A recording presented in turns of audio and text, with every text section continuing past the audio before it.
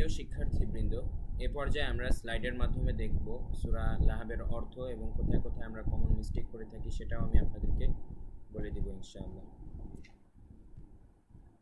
বিসমিল্লাহির রহমানির রহিম। শুরু করছি আল্লাহর নামে, যিনি পরম করুণাময়, অসীম দয়ালু। তাব্বাত ইয়াদা আবি লাহাবিন ওয়া তাব।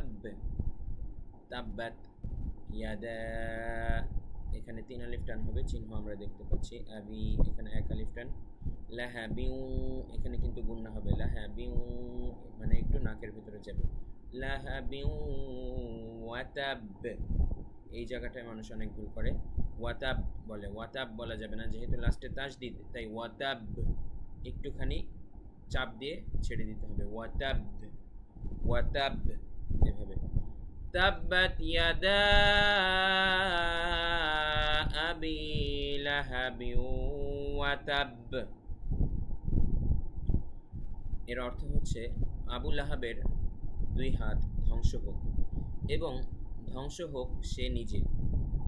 তার ইসলাম বিরোধিতার কারণে আল্লাহ তাআলা তার বিরুদ্ধে এই কঠোর আয়াত নাযিল করেছেন।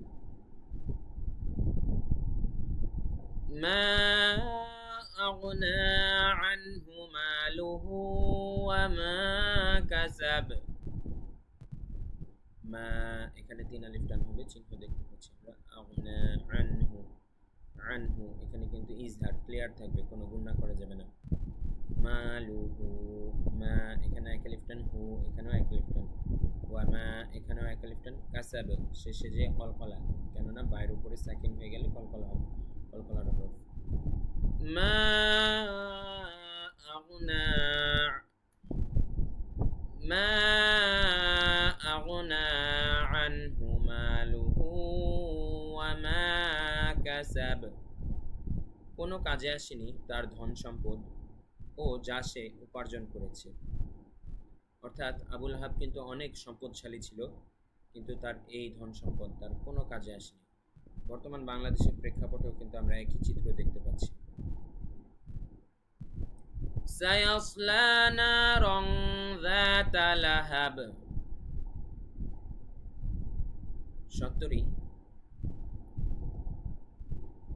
সায়াসলা নারান যাতা লাহাব। সায়াসলা, সাদের উচ্চারণ আপনারা ঠিক মতো করবেন। লা এখানে 1 আলিফ টান। নারং, এখানে কিন্তু ইকফা হবে, কেননা র 2 জবর। তানউইনের বাম পাশে আছে দাল, এই আলিফ কিন্তু ধরা যাবে না, কারণ আলিফ কোনো মেইন অক্ষর না। 2 জবরের সাথে ওইটা ফ্রি এমনিতেই আসে, আমরা তো জানি। বা আলিফ 2 জবর বান, তা আলিফ 2 জবর তান, এই আলিফটা 2 জবরের সাথে অটোমেটিক আসে। তো দেখতে হবে তারপরের মূল অক্ষর, তাই এটা কিন্তু ইকফা। তানউইনের বাম পাশে দাল এসেছে, যা কিনা একটি ইকফার হরফ, এই জন্য এখানে ইকফা করতে হবে। না রং যাতা, এখানে 1 আলিফ টান দা। তারপরে লাহাব, এখানেও কলকলা হবে, যেহেতু আমরা থামার জন্য বাকি সাকিন করে দিচ্ছি, বা একটা কলকলার হরফ অফ বা জিম দাল। সায়াসলা নারং যাতা লাহাব, অতি সত্বর সে প্রবেশ করবে লেলিহান অগ্নিতে, জ্বলন্ত আগুনের মধ্যে খুব শীঘ্রই সে প্রবেশ, জ্বলন্ত আগুনের মধ্যে খুব শীঘ্রই, জ্বলন্ত আগুনের মধ্যে সে খুব শীঘ্রই প্রবেশ করবে, সেই কথা এখানে বলা হয়েছে। ওয়ামরাআতুহু হাম্মালাতাল হাতাব। ওয়ামরাআতুহু, হুতে 1 আলিফ টান।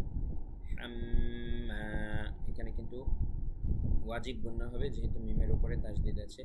তারপরে হাম্মা 1 আলিফ টানও হবে, যেহেতু জবরের বাম পাশে খালি আলিফ আছে। তারপরে লাতাল হাতাব, এখানে কলকলা হবে, হাতাব। ওয়ামরাআতুহু হাম্মালাতাল হাতাব, এবং তার স্ত্রীও যে ইন্ধন বহন করে। ফি জিদিহা হাবলুম মিন মাসাদ।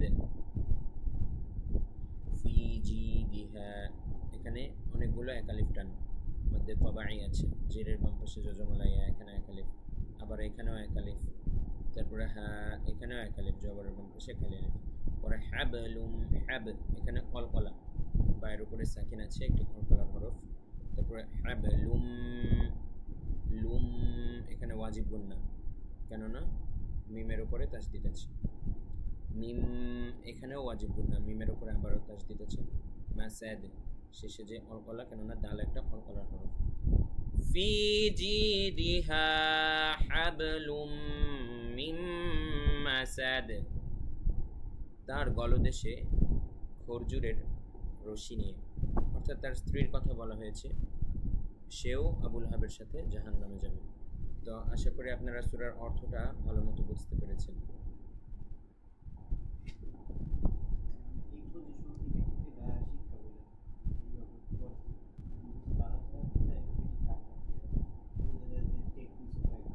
হ্যাঁ, এই পজিশন থেকে বলতে